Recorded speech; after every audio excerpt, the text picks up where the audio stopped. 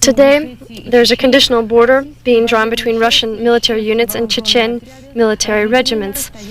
They're divided now by a 5-kilometer conditional border. This was announced by the Defense Ministry of Russia. And our special correspondent filmed the following. After the armed forces of Russia and Chechen were separated one from another, there were no incidents.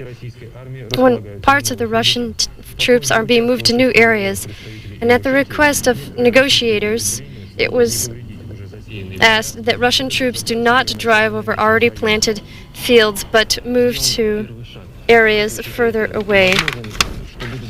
What do you think will happen in the future after all the first step has been taken?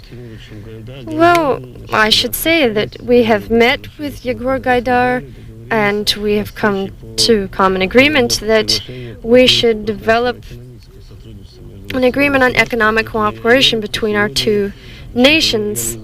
And I think that it's quite possible that we can realize our plans, and in fact we are improving our relations with the Russian government, and clearly we're interested in productive dialogue.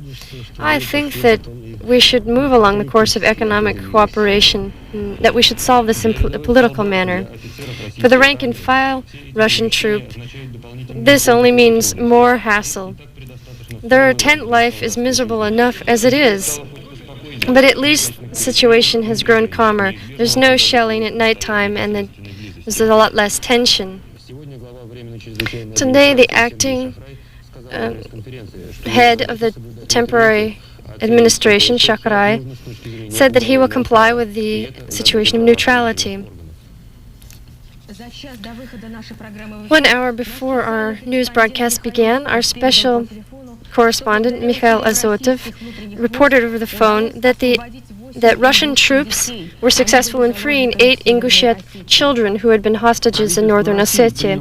The Russian government passed a resolution for providing immediate humanitarian assistance to people suffering in the Ingushetia and Ossetian regions. 75 million rubles has been allocated for medicines and medical equipment.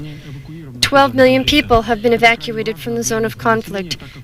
This is extremely important since, after recent strife, many villages in Ingushetia and Ossetia are essentially just smoking ruins.